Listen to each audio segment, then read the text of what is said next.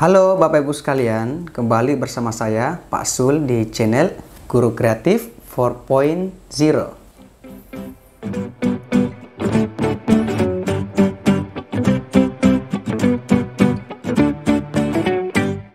Baik Bapak Ibu sekalian, bismillahirrahmanirrahim. Jadi Bapak Ibu, untuk video kali ini kami kembali akan membahas soal P3K tahun 2024. Nah, teman-teman, untuk video kali ini kami kembali akan fokus di kompetensi teknis.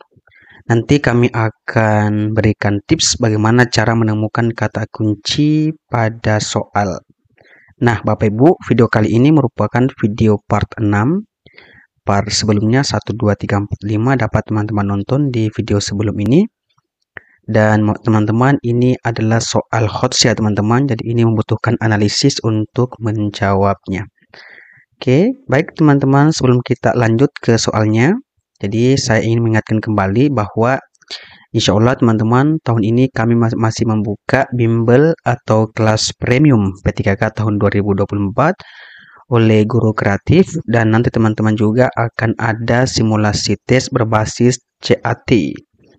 Nah, jika teman-teman berminat, teman-teman bisa menghubungi kami melalui WA di nomor ini 085398062834 atau DM di Instagram Sulnana. Dan semua link ini kami akan sertakan di kolom deskripsi. Nah, teman-teman, bimbel premium ini teman-teman ada 12 kali pertemuan. Kemudian setiap pertemuan ini menggunakan Zoom Bapak Ibu. Kemudian ada latihan soal. Setiap pertemuan 10 sampai 30 nomor teman-teman. Kemudian ada kuis, ada tryout, dan ada simulasi tes yang disediakan beberapa paket. Jadi jika teman-teman berminat, teman-teman bisa menghubungi kami di WA atau langsung saja DM di Instagram Sulnana. Oke, kami tunggu ya teman-teman bergabung bersama kami di kelas gurukreatif.com. Baik Bapak Ibu sekalian, ini kita kembali ke soal nomor 1. Soalnya seperti ini Bapak Ibu. Anda sedang merancang asesmen untuk siswa kelas 11 yang mencakup keterampilan berpikir kritis dan pemecahan masalah. Di satu sisi, Anda ingin agar asesmen tersebut menantang kemampuan berpikir siswa. Namun, di sisi lain, Anda khawatir apakah siswa memiliki pemahaman mendalam terkait materi yang diajarkan. Bagaimana Anda akan menyusun asesmen yang adil, mencakup kemampuan-kemampuan tersebut? Oke. Bagian A. Menyusun soal ujian yang hanya mencakup soal esai berbasis studi kasus agar siswa bisa menghubungkan konsep dengan situasi nyata. Oke, Bapak Ibu, menurut saya A ini bisa kita pilih. Jadi fokus pada esai berbasis studi kasus adalah cara yang baik untuk menantang keterampilan berpikir kritis. Tapi Bapak Ibu, ini pasti memerlukan keseimbangan dengan jelas dengan jenis penilaian lain agar mencakup beragam kemampuan siswa. Oke, jadi A ini boleh dipilih Bapak Ibu, tapi ini belum tentu ini yang benar. Oke, kita ke pilihan B. Menggabungkan beberapa jenis asesmen seperti soal pilihan ganda, kemudian esai, dan project untuk mencakup berbagai aspek kemampuan berpikir. Oke, jika dibandingkan dengan A, Bapak Ibu, saya lebih setuju dengan opsi B. Karena menggabungkan berbagai jenis asesmen adalah pendekatan yang paling komprehensif. Karena tentu dapat mengukur berbagai dimensi kemampuan siswa, mungkin dari yang mengingat C1 sampai dengan yang HOTS, sampai dengan yang berpikir kritis. Oke, jadi untuk sementara Bapak Ibu, B jawaban yang tepat. Mari kita lihat bagian C. C memberikan lebih banyak soal yang menantang keterampilan mengingat, karena ini penting sebagai dasar berpikir kritis. Jawaban C ini Bapak Ibu, ini lebih menekankan pada keterampilan mengingat saja. Tidak cukup untuk mengembangkan keterampilan berpikir kritis dan pemecahan masalah. Jadi saya C ini saya skip ya. Kemudian D, menyusun asesmen yang difokuskan pada soal pilihan ganda tingkat analisis agar siswa lebih melatih keterampilan mereka dengan baik. Bagian D, Bapak Ibu, ini bisa menantang sebenarnya. Namun, ini bisa membatasi ekspresi pemikiran siswa secara mendalam karena tidak menawarkan kebebasan dalam mengungkapkan jawaban. Oke, jadi D juga kita skip ya. Kemudian bagian E, melibatkan siswa dalam proses merancang soal asesmen sebagai cara untuk meningkatkan keterlibatan dan pemahaman mereka terhadap penilaian. Oke, bagian E ini bisa membantu Bapak Ibu meningkatkan keterlibatan, namun membutuhkan bimbingan yang baik agar soal tersebut relevan dan efektif dalam menilai keterampilan berpikir kritis. Oke, jadi saya sepakat untuk soal ini, opsi yang tepat itu ada di bagian B ya Bapak Ibu. Jadi menggabungkan beberapa jenis penilaian atau asesmen seperti soal pilihan ganda, esai, dan proyek untuk mencakup berbagai aspek kemampuan berpikir.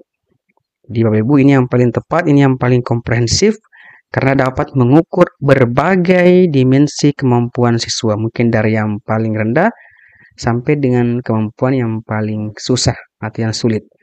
Oke, jadi soal nomor 1 jawaban B adalah jawaban yang tepat.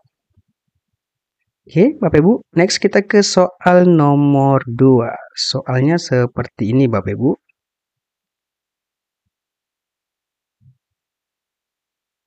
Setelah melakukan penilaian formatif, Anda menemukan bahwa hasil yang diperoleh siswa cukup bervariasi. Dengan beberapa siswa mendapatkan hasil sangat rendah, dan setelah dievaluasi, Anda menyadari bahwa sebagian besar siswa ini kesulitan dalam soal analisis dan penerapan konsep, meskipun telah memahami materi dasar. Apa langkah yang paling efektif untuk memperbaiki situasi ini? A. Merancang penilaian ulang dengan fokus pada keterampilan analisis dan penerapan konsep sambil memberikan bimbingan tambahan. Oke, Bapak Ibu, ini kira-kira benar ya? Karena ini adalah langkah yang tepat yang biasa kita lakukan karena menargetkan masalah yang dihadapi, yakni keterampilan analisis dan penerapan konsep, kemudian sambil memberikan bimbingan tambahan untuk mendukung siswa-siswa tersebut. Oke, jadi A ini untuk sementara yang paling tepat Bapak Ibu. Kemudian B, menyesuaikan soal penilaian formatif berikutnya agar lebih mudah, sehingga siswa tidak kesulitan dalam menjawab. Nah, Bapak Ibu, menurunkan tingkat kesulitan soal ini, menurut saya justru mengurangi tantangan bagi siswa untuk meningkatkan keterampilan berpikir kritis. Jadi B ini kita skip ya Bapak Ibu, ini kurang tepat. C, menambahkan lebih banyak soal penghafalan dan pemahaman dalam penilaian, agar siswa merasa lebih percaya diri. Nah, C ini Bapak Ibu tidak akan membantu siswa yang mengalami kesulitan dalam soal analitis. Jadi C ini juga bukan jawaban yang tepat, kita skip. Dan D, mengadakan sesi diskusi kelompok yang difokuskan pada soal-soal analisis yang sulit, sambil membimbing mereka secara langsung. Oke Bapak Ibu, ini diskusi kelompok ini bisa efektif untuk membantu siswa yang mengalami kesulitan memahami soal analisis dan penerapan. Namun Bapak Ibu ini tetap harus diimbangi dengan penilaian individual. Kemudian bagian E, menyusun penilaian formatif lanjutan yang menggabungkan unsur pilihan ganda dan esai untuk mengukur keterampilan berpikir kritis. Menggabungkan pilihan ganda dan esai Bapak Ibu ini bisa membantu sebenarnya dalam penilaian ini. Tapi harus dulu disesuaikan dengan tujuan pembelajaran yang spesifik. Oke Bapak Ibu, menurut saya yang paling tepat itu tetap di bagian A. Jadi kita fokus saja ke masalahnya. Jadi masalahnya di sini adalah ini Bapak Ibu. Siswa kesulitan dalam soal analisis dan penerapan konsep. Ini masalahnya. Jadi kita fokus saja ke sini. Jadi bagaimana kita bisa merancang penilaian ulang dengan fokus kepada ini, masalah yang dua ini. Keterampilan analisis dan penerapan konsep. Kemudian kita sambil memberikan bimbingan tambahan kepada mereka yang mendapatkan hasil yang sangat rendah. Oke. Ayah, Ibu, soal nomor 2. Next kita ke soal nomor 3. Anda ingin mengevaluasi kemampuan siswa dalam berpikir kreatif dan inovatif dalam menyelesaikan masalah. Namun Anda juga ingin menjaga agar asesmen ini tetap objektif dan bisa diukur secara adil. Bagaimana cara terbaik Anda merancang penilaian tersebut? A. Menyusun penilaian berbasis proyek di mana siswa harus membuat solusi kreatif untuk suatu permasalahan nyata yang terkait dengan materi pelajaran. Oke, bagian A ini Bapak Ibu ini bisa kita pilih Bapak Ibu. Tetapi Bapak Ibu, penilaian berbasis proyek menantang siswa untuk berpikir kreatif dan menerapkan keterampilan mereka dalam situasi nyata. Tetapi Bapak Ibu, ini tanpa rubrik yang jelas, hasilnya bisa sulit untuk dinilai secara objektif. Jadi bagian A untuk sementara ini jawaban yang tepat. Kita ke bagian B dulu. Menyediakan rubrik penilaian yang jelas untuk mengevaluasi kreativitas siswa dalam tugas-tugas berbasis proyek atau presentasi. Oke, dibandingkan dengan opsi A, opsi B ini jauh lebih tepat karena menyediakan rubrik penilaian yang jelas adalah cara yang efektif untuk menilai kreativitas secara objektif. Dengan rubrik yang terperinci, Anda bisa mengevaluasi aspek-aspek spesifik dari solusi kreatif yang dihasilkan oleh siswa.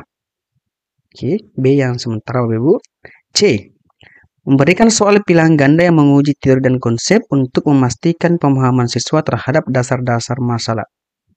Bagian C ini Bapak Ibu ini tidak cocok untuk menilai kreativitas. Ini ya, soal pilihan ganda itu tidak cocok untuk menilai kreativitas karena hanya mengukur kemampuan mengingat atau memahami konsep dasar, bukan penerapan inovatif. Jadi C kita skip.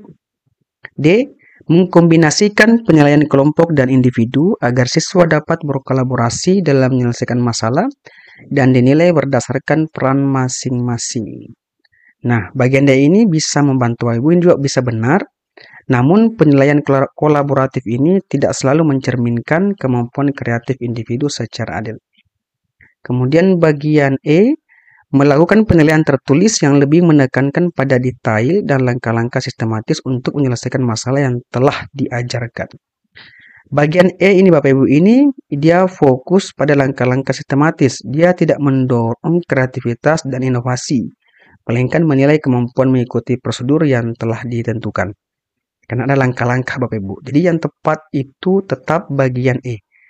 Jadi untuk menilai kreativitas dan inovasi siswa Bapak Ibu dalam menyelesaikan masalah, kita harus sediakan ini rubrik penilaian yang jelas untuk mengevaluasi kreativitas siswa dalam tugas-tugas berbasis proyek atau presentasi. Jadi B Bapak Ibu, B yang tepat ya, menyediakan rubrik penilaian yang jelas untuk mengevaluasi kreativitas siswa dalam tugas-tugas berbasis proyek atau presentasi. Next, kita ke soal nomor 4. Soalnya seperti ini, Bapak Ibu. Sekolah Anda mulai menerapkan pendekatan penilaian berbasis kompetensi, di mana siswa dinilai berdasarkan penguasaan keterampilan dan bukan hanya pengetahuan akademik. Bagaimana Anda memastikan penilaian ini adil dan akurat bagi semua siswa, termasuk mereka yang memiliki gaya belajar berbeda? A. Menggunakan berbagai metode penilaian yang mencakup observasi, tes praktik, dan portofolio untuk menangkap kemampuan siswa secara komprehensif. Oke, Bapak Ibu, ini bisa kita pilih ya, ini agak benar Bapak Ibu, karena memberikan kesempatan bagi siswa dengan gaya belajar yang berbeda untuk menunjukkan kompetensi mereka dalam berbagai konteks, sehingga penilaian ini bisa lebih adil dan akurat. Kemudian, bagian B mengadopsi satu metode penilaian standar seperti tes tertulis agar hasilnya bisa lebih objektif. Bapak Ibu, B tes tertulis itu tidak cukup untuk mengukur kompetensi siswa secara komprehensif, terutama dalam penilaian berbasis keterampilan. Jadi dia hanya fokus kepada kognitif Bapak Ibu ya. Dia tidak fokus kepada keterampilan. C. Memberikan penilaian yang sama bagi semua siswa untuk memastikan kesetaraan tanpa memperhatikan perbedaan gaya belajar. Oke, Bapak Ibu ini. Tanpa memperhatikan ini arahnya negatif. Dia tanpa memperhitungkan perbedaan individu Sehingga Bapak Ibu ini menurut saya ini tidak adil dalam menilai kompetensi. Jadi C ini kita skip juga. D. Fokus pada penilaian berbasis proyek individu agar siswa bisa menunjukkan keterampilan mereka dalam konteks yang mereka pahami. D. Bapak Ibu ini memungkinkan siswa untuk mengekspresikan keterampilan mereka secara lebih fleksibel. Tetapi saya rasa ini mungkin kurang komprehensif jika hanya fokus pada satu jenis tugas saja, seperti satu proyek. Kemudian bagian E, menyusun penilaian yang memberikan lebih banyak waktu bagi siswa untuk menyelesaikan tugas-tugas mereka. Bapak Ibu, bagian E ini juga bisa membantu. Tetapi tidak cukup jika penilaian hanya terbatas pada satu jenis metode atau gaya belajar. Oke, jadi yang tepat adalah ini Bapak Ibu. Jadi harus ada banyak metode penilaian yang kita gunakan, harus bervariasi, bisa observasi, bisa praktik, bisa portofolio, untuk menangkap kemampuan siswa secara komprehensif. Jadi ini bisa menimbulkan penilaian yang lebih adil dan akurat. Jadi A yang tepat untuk soal nomor 4. Oke, next Bapak Ibu, kita ke soal nomor 5. Soalnya seperti ini. Anda menemukan bahwa beberapa siswa sering mengandalkan satu atau dua teman sekelas untuk membantu mereka dalam tugas kelompok. Hal ini menyebabkan ketidakadilan dalam penilaian individu. Apa pendekatan terbaik untuk mengatasi masalah ini dan memastikan bahwa penilaian mencerminkan kontribusi masing-masing siswa? A. Mengharuskan setiap siswa untuk menuliskan kontribusi mereka dalam proyek kelompok dan melampirkannya saat penilaian. Oke, Bapak Ibu, bagian A ini adalah mungkin langkah yang terbaik ya, langkah baik. Tetapi Bapak Ibu ini bisa saja memerlukan penjelasan tentang bagaimana menilai kontribusi secara objektif. Oke, A bisa kita pilih Bapak Ibu, tapi belum tentu A yang benar. B. Menyusun penilaian yang menekankan pada hasil akhir proyek tanpa oke Bapak Ibu ini ya salah. Tanpa mempertimbangkan kontribusi individu itu kita skip Bapak Ibu. Karena dapat akan memperburuk situasi ketidakadilan dalam penilaian dan tentu dapat mengakibatkan siswa yang tidak berkontribusi ini tetap mendapatkan nilai. Oke, jadi B kita skip. C. Mengubah penilaian kelompok menjadi penilaian individu. Oke, Bu, ini bukan solusi ya. Jadi ini bisa menghilangkan kolaborasi dan kerja tim yang berharga. Jadi tidak ada kerjasama dalam tim ini. Jadi kita skip bagian C. D. Melibatkan siswa dalam penilaian diri dan penilaian teman sejawat untuk mendapatkan perspektif yang lebih adil. Oke, Bapak Ibu, ini saya rasa ini benar ini. Jadi dapat memberikan perspektif yang lebih adil tentang kontribusi masing-masing siswa dan mendorong tanggung jawab individu jika kita melibatkan siswa dalam penilaian diri dan teman sejawat. Oke, antara A dan D, saya lebih memilih D. Kemudian bagian E, memberikan instruksi yang lebih ketat tentang tugas kelompok agar siswa bekerja lebih mandiri. Oke, Bapak Ibu, ini saya rasa ini tidak menyelesaikan masalah Bapak Ibu. Untuk bagian E. Jadi yang tepat itu adalah bagian D. Melibatkan siswa dalam penilaian diri dan penilaian teman sejawat untuk mendapatkan perspektif yang lebih adil. Jadi semua siswa ini pasti akan berkontribusi dalam tugas proyek ini. Oke, next Bapak Ibu, kita ke soal nomor 6. Anda sedang melakukan penilaian formatif di kelas dan menemukan bahwa banyak siswa tampak tidak termotivasi. Mereka mengandalkan jawaban teman atau tidak mengerjakan tugas sama sekali. Apa yang dapat Anda lakukan untuk meningkatkan motivasi siswa dalam proses penilaian? A.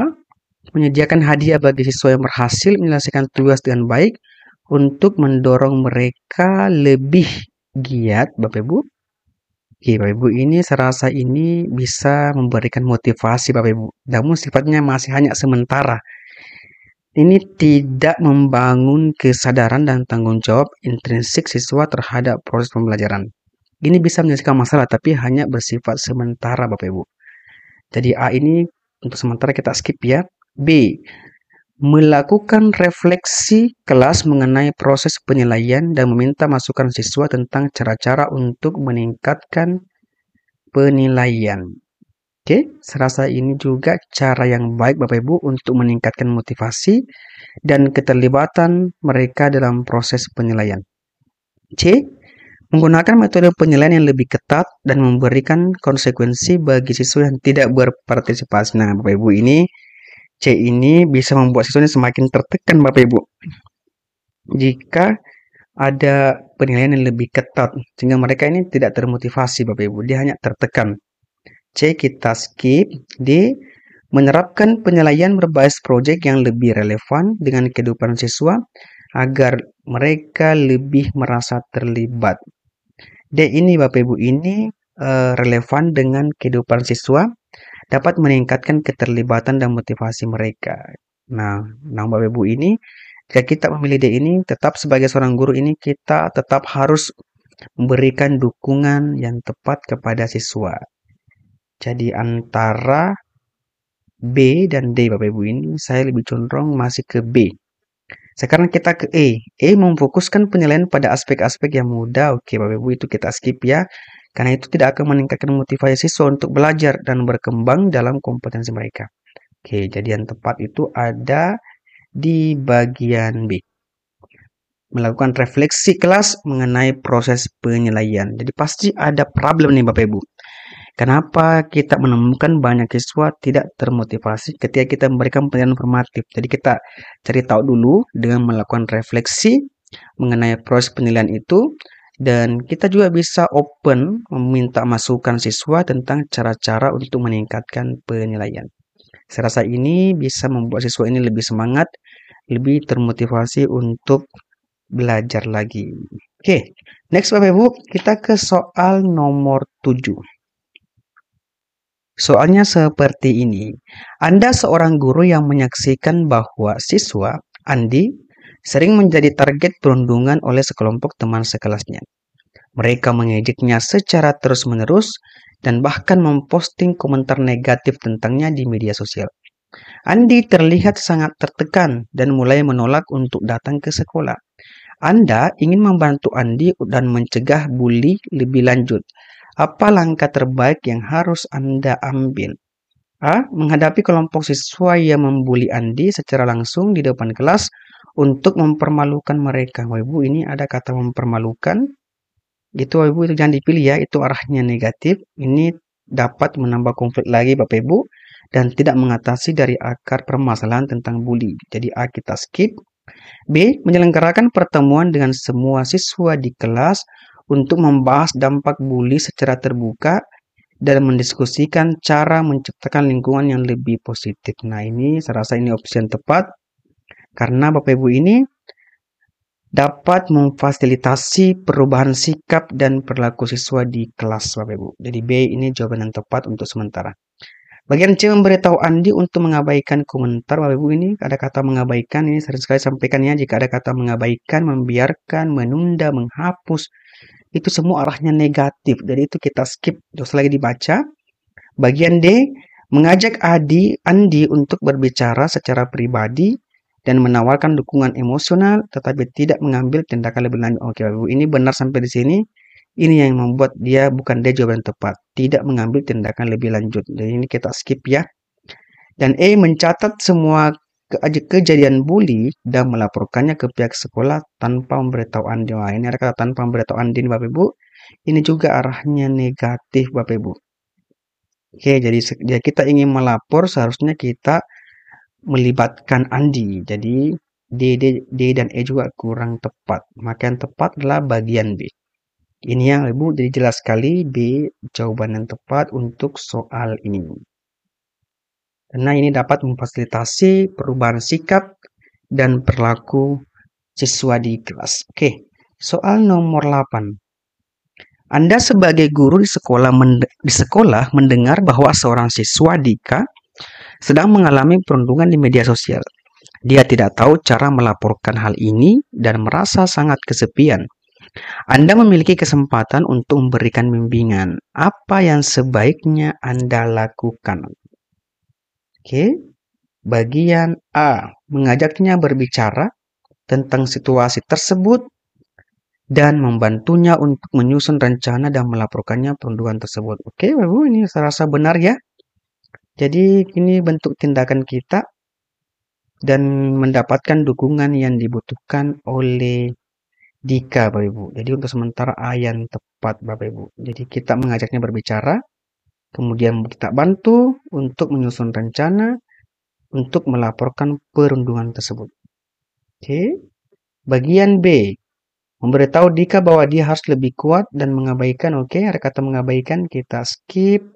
C, meminta Dika untuk memposting tentang pengalamannya agar orang lain tahu. Ini parah lagi Bapak Ibu ini. Ini bisa memberikan dukungan nih Bapak Ibu, tetapi juga berisiko memperburuk situasi jika tidak dikelola dengan benar. D, menyuruh Dika. Oke, Bu, ada kata menyuruh itu arahnya negatif, jangan dipilih ya. Gak usah dibaca lagi sampai akhir.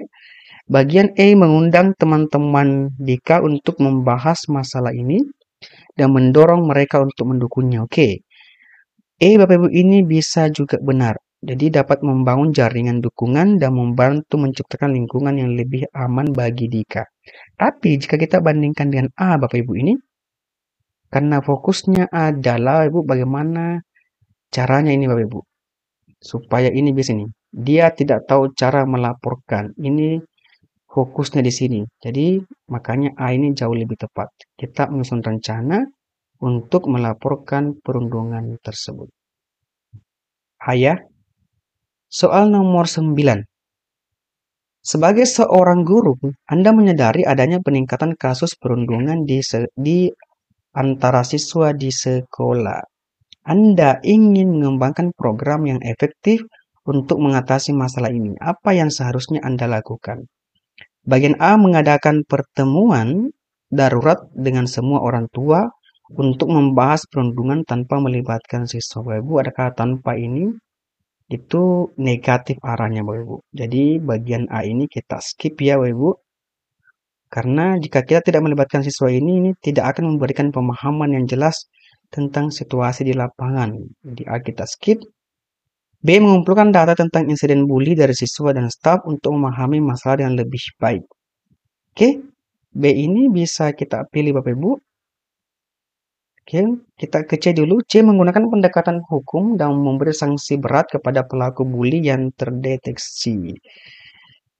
C ini bagus, ini dapat memberikan efek jera, Bu. Tapi yang jadi masalah ini dia tidak mengatasi akar penyebab bully dan tentu pasti akan berulang kembali. Dapat menyebabkan juga ketidakpercayaan antara siswa dan sekolah. Di C juga kita skip Bapak Ibu.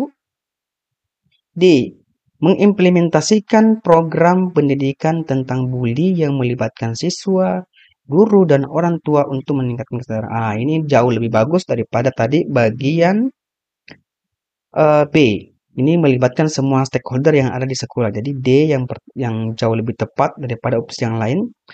E, ada kata mengabaikan. Oke, kita skip bagian E. Jadi D jawaban yang tepat ya Ibu. Oke, langsung saja D jawaban yang tepat untuk soal nomor 9. Dia kita bikin program tentang bully yang melibatkan semua stakeholder yang ada di sekolah. Next Bapak Ibu, kita ke soal nomor 10. Soalnya seperti ini. Anda menemukan bahwa siswa Rina sering menjadi sasaran bully karena penampilannya. Meskipun Anda telah mencoba memberikan dukungan, dia masih tampak tidak percaya diri dan lebih memilih untuk menyendiri. Apa yang harus Anda lakukan untuk membantu Rina secara efektif? Bagian A, mengajak Rina untuk berpartisipasi dalam kegiatan eskul yang sesuai untuk membangkitkan rasa percaya dirinya. Oke, Ibu, ini tepat ya. Karena yang jadi masalah dia tidak percaya diri. Jadi caranya adalah kita ajak dia untuk gabung di eskul untuk membangun kepercayaan dirinya dan bertemu dengan teman-teman baru. Oke, A untuk sementara yang paling tepat. B, menyampaikan kepada seluruh kelas tentang pentingnya saling menghargai untuk mencegah bully. B, Bapak Ibu ini juga tepat. Ini dapat meningkatkan kesadaran di kelas, tetapi ini harus dilakukan dengan cara yang mendukung Rina secara pribadi juga. C, mengabaikan, kita skip. D, mengatur sesi konseling dengan seorang psikolog untuk membantu Rina. D, Bapak Ibu ini juga bisa ya Bu, ini langkah terbaik yang bisa dilakukan untuk memberikan dukungan psikologis kepada Rina. Jadi ini juga bisa membantu dia mengatasi masalah emosionalnya, Bapak Ibu. Kemudian bagian E, meminta Rina untuk menceritakan pengalamannya kepada teman-temannya agar mereka bisa memahami situasinya. Oke, ini juga bagus kita pilih. Ini bisa membuat Rina ini rasa tertekan ya, Bapak Ibu. Apalagi jika dia tidak siap menceritakan pengalamannya. Jadi saya rasa ini kita harus minta dulu pendapatnya Rina, kemudian kita minta dia untuk menceritakan. Jika kita paksa, ini hanya akan membuat Rina semakin tertekan. Jadi Bapak Ibu, antara yang tepat antara A dan D. Oke Bapak Ibu, jika masalahnya seperti ini Bapak Ibu, ini masih bisa diselesaikan oleh Bapak Ibu guru di sekolah. Maka mungkin yang paling tepat langkah pertama yang bisa kita lakukan adalah bagian A ya, mengajak Rina untuk berpartisipasi dalam kegiatan eskul yang sesuai untuk membangkitkan rasa percaya dirinya. Oke. Baik Bapak Ibu sekalian, udah selesai 10 nomor Bapak Ibu. Nanti ada juga soal bonus di akhir video Bapak Ibu. Namun sebelumnya, kembali saya ingin mengingatkan kembali Bapak Ibu, ini ya, di kelas premium atau bimbel by Guru Kreatif dan simulasi tes berbasis CAT. Jika Bapak Ibu berminat, ini silakan WA kami di nomor ini ataupun DM di Instagram kami Sulnana. Dan semua link ini kami akan sertakan di kolom di bawah ini untuk memudahkan Bapak Ibu menghubungi kami. Nah, Bapak Ibu, ini dia soal bonusnya. Jawaban Bapak Ibu silakan dituliskan di kolom komentar beserta alasannya memilih jawaban tersebut. Soalnya seperti ini. Di tengah kegiatan belajar, seorang siswa Budi tiba-tiba melontarkan lelucon yang mengarah pada perundungan terhadap teman sekelasnya, Lila. Beberapa siswa lainnya tertawa, tetapi Lila tampak sangat tersingkir. Sebagai guru, apa yang harus Anda lakukan untuk menangani situasi ini? A. Mengabaikan lelucon tersebut agar tidak mempermalukan Budi di depan teman-temannya. B. Segera menegur Budi di depan kelas dan menyatakan bahwa leluconnya ini tidak pantas. D. C. Menyatakan bahwa meskipun lelucon itu mungkin tidak dimaksudkan untuk menyakiti, penting untuk mempertimbangkan perasaan orang lain. D. Mengajak seluruh kelas untuk mendiskusikan batasan-batasan yang sehat dalam bercanda. Dan E. Mengatakan kepada Lila untuk tidak terlalu serius dan bersikap lebih santai. Nah, Bapak Ibu, jawaban yang tepat kira-kira yang mana? Silahkan dituliskan ya di kolom di bawah ini. Baik Bapak Ibu, cukup sekian untuk video kali ini. Semoga Bapak Ibu semuanya ini bisa membantu untuk lolos ASN P3K tahun ini. Amin ya rabbal alamin. Wabillahi taufiq wal hidayah. Wassalamualaikum warahmatullahi wabarakatuh.